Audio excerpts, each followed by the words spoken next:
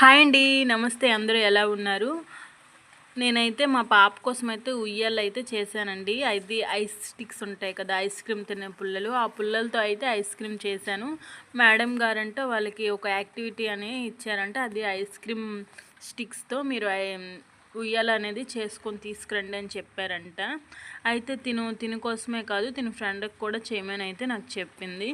మనమైతే అంతగా మనకైతే ఈ ఎక్స్‌పెరిమెంట్లు అనేవి ఏం తెలీదు కదా! ఎందుకంటే మనము ఇలాంటివి ఎప్పుడు మనం చదువుకునే రోజుల్లో అయితే ఇలాంటివి ఏమి ఉండేవి కాదు కదండి. మనం మరి ఫస్ట్‌గా మనకి ఏదొచ్చినా రాకపోయినా ఫస్ట్ యూట్యూబ్ అనేదే కదా కెలుకుతాము. అంతే నేను ఒక 5, 6 ఛానల్‌లో చూశాను. చూసి నాకు ఏది ఫ్రీగా ఉందో అది అయితే నేనేమో సెలెక్ట్ చేసుకొని ఈ ఉయ్యాలనేది చేయడం అయ్యింది. అయితే పెయింట్ అనేది కూడా ఏసాను. మీరు చెప్పండి, పెయింట్ ఏసేటప్పుడు బాగుందా ఉయ్యాల? పెయింట్ ఏయకముందు బాగుందా? కానీ 2 ఉయ్యాల చేశాను. ఒక ఉయ్యాల పెయింట్ ఏసిన తర్వాత దీన్ని పక్కన పెడితే అప్పుడు రెండిట్లకి మధ్య వేరియేషన్ తెలిసింది.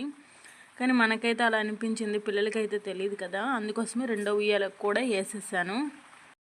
అయితే తరువాత నాకు ఒక విషయం అయితే అర్థమైందండి.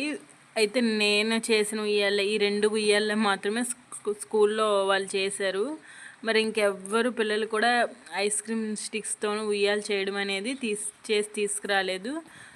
అయితే తనొచ్చి చెప్పింది. కానీ పాప అయితే హ్యాపీగా ఫీల్ అయింది ఇలా ఉయ్యాల చేసినందుకు.